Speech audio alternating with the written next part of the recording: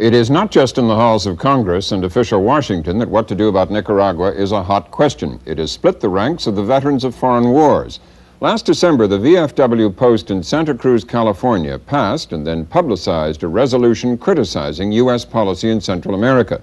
The national VFW headquarters expelled the Santa Cruz Post from the national organization. Terry Phillips from public station KTEH in San Jose has a report on how the local post is fighting back.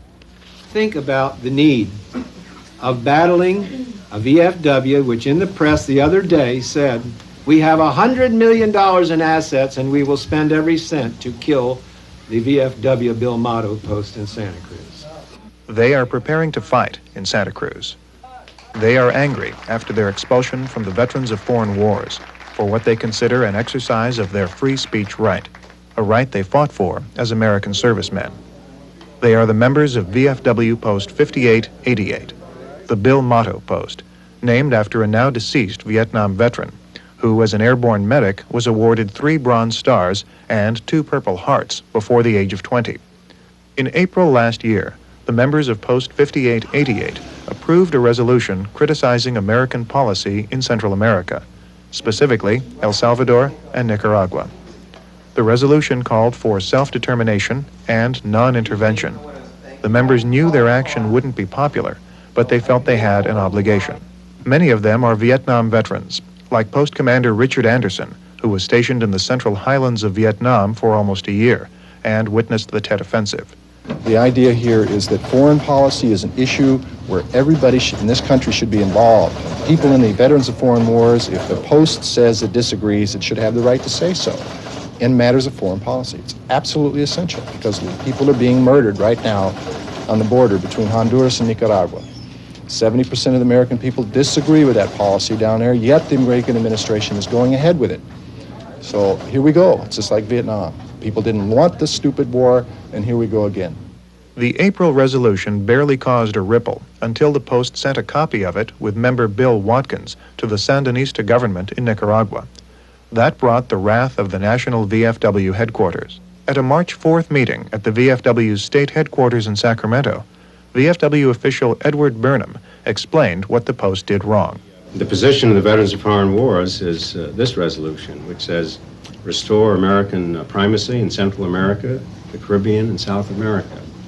And the resolution of the Post, I'll just give you the final clause, resolved. Be it resolved that the Veterans of Foreign Wars of the United States supports a policy of self-determination and non-intervention in Central America. The two positions are, in total opposition. There is a process, says the VFW, for getting such resolutions adopted by the National Convention.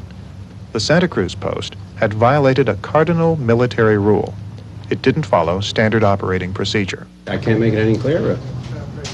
If the Post is in violation of the bylaws and the mandates of the convention, which is the supreme body, then it can no longer function as a Post. Throughout its 85-year history, the VFW has patriotically supported the military. Many VFW members feel Post 5888's behavior undercuts that support and reflects adversely on the entire organization. But Bill Watkins, who took the controversial resolution to the Sandinistas, said that wasn't true and that he tried to make that clear when he was in Nicaragua. I wrote a press release in Spanish that stated that I was not representing the National VFW. In fact, in the press release it says that the National VFW voluntarily supports the Contras and that I was representing the Bill Motto Post and we were going against the National, but no, it was quite clear that we were not representing the National. But that's not how the National sees it. And now, both sides are locked into their positions. Each says it is holding the moral high ground in this battle. On March 18th, 5888 learned their charter had been revoked by the National Commander and that their post was defunct. That evening, members of the Motto Post met with their families and supporters and vowed to continue their fight in the memory of their fallen comrades.